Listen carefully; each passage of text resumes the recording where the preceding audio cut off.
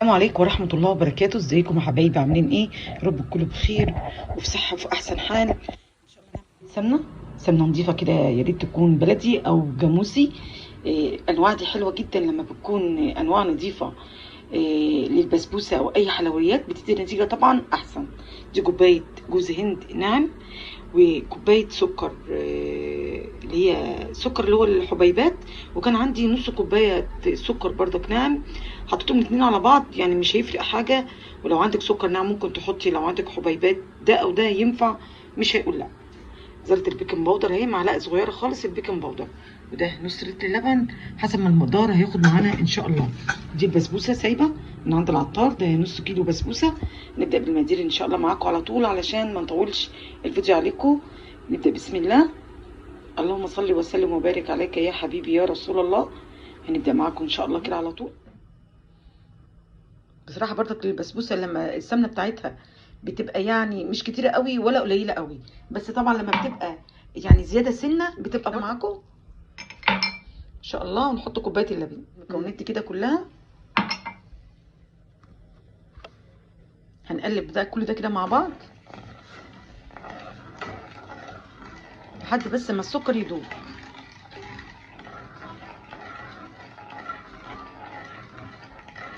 بقى المقدار ده بقى ونحطه على البسبوسة ما شاء الله اهو. هنقلب بقى كده ما شاء الله لحد ما البسبوسة تشرب السمنة والسكر واللبن. طبعا هنحط فيها جوز، ما تنسوش الجوز طبعا يا جماعة، بيخلي البسبوسة حلوة جدا جدا. هجيب بقى شوية جوز معاكم، بس لما تشرب البسبوسة شوية من السمنة واللبن والسكر ده، تشربها بس كده شوية، مش عايزين نقلب فيها كتير عشان كتر التقليب في البسبوسة بتطلع ناشفة. احنا عايزين بس نبسها بس حاجة بسيطة، تشرب بس كله من السمنة بس واللبن كلها كده بالمنظر ده كده. لسه في تحت اهو ما شربش. هي سهله جدا جدا البسبوسه خالص، ما بتاخدش مننا اي وقت، اسهل حاجه بصراحه، وانت واقفه كده بتعمليها ان شاء الله اهي. هجيب بقى معاكم كمان معلقه الجوز الهند، بتخليها طعمها حلو جدا جدا جوز الهند. طبعا انا مش هقلبها بقى، كفايه كده قوي علشان اما تتقلب كتير بتنشف معانا، كفايه قوي كده. هجيب بقى شويه الجوز معاكم بقى كمان واوريه لكم. ما شاء الله دهنا الصينيه سمنه كده، وهننزل بقى معاكم ما شاء الله كده. ما شاء الله ناعمه وجميله حلوه جدا جدا ما شاء الله. هنبسها بقى كده ان شاء الله.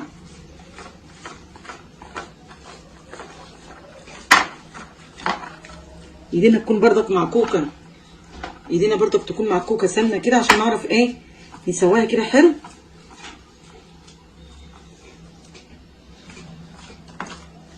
ان شاء الله اهي. لازم تبقى سويه بعض كده اهي بقى كده، كلها سويه بعض كده اهو ما شاء الله. لازم تكون سويه بعض كده ما شاء الله. هسويها بقى كلها كده، الصينيه كلها كده مره واحده، واسويها حلو قوي وارجع لك. ما شاء الله خلصنا معاكم البسبوسه اهي ما شاء الله اهي. خليناها كلها سويه بعض كده، وقمنا عاملين كده في الصينيه كده، عملناها كده كده اهو، هزيناها وعملناها كده بالمنظر ده كله اهي، وسويتها كده جميله قوي.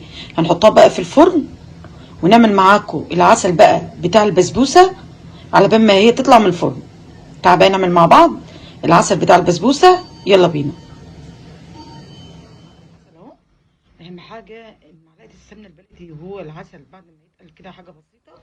طبعا انتوا عارفين مقدار العسل، كوبايتين سكر عليهم كوبايتين ميه وعصره الليمونه، وحطيت معلقه كبيره سمنه بلدي علشان بتبقى على الوش كده بتلمع كده وبتدي ريحه وطعم زي الجاهزه بالظبط.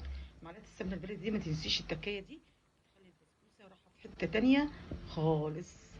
يلا لازم البسبوسه طبعا انتوا عارفين كلكم شاطرين لازم يبقى سخن في سخن، يعني البسبوسه تبقى لسه طالعه من الفرن والعسل يبقى سخن مع بعض عشان تبقى طريه كده معانا ومرمله. يلا اقعدوا في اي حته فاصل ونواصل. جميله جدا اهي، لسه حاجه بسيطه بس حته الفتحه قوي دي، وهطفي عليها ريحتها بقى بالجوز ما اقولكوش في منتهى الجمال. خلصتها معاك اهو. نحطها بقى اهو، تطلع بقى ورا. اول ما طلعت معانا البسبوسه جميله جدا في منتهى الجمال كده ومرمله كده ولونها حلو، هنسقيها بالعسل بتاعنا اللي هو السخن. سخن اهو، وهي لازم تكون سخنه عشان تبقى معانا كده مرمله كده وحلوه ان شاء الله. ما تنسيش معلقه السمنه البلدي اللي انا قلت لك عليها علشان تبقى مرمله كده وحلوه، وتبقى زي السمنه، وتبقى زي البسبوسه الجاهزه بالظبط اللي بره. حبيت اوريها لكم لما شربت بقى العسل خلاص. هقطعها بقى معاكم ان شاء الله. شوف طريه ازاي، شوف ان شاء الله، شوف طريه خالص ازاي. ريحتها بقى حلوه قوي قوي. شوف عامله لونها وجمالها وحلاوتها. بصوا شكلها باين ان هي طريه جدا. السكينه بتمشي فيها ازاي، بصوا السكينه بتمشي فيها ازاي، تعرفوا ان هي كده وحلوه اهي. حلوه جدا جدا. بصوا مش السكينه في الحلاوه، ولا بيقولوا حلاوه في السكينه، ولا بيقولها ايه، مش عارفه اقول. السكينه في الحلاوه.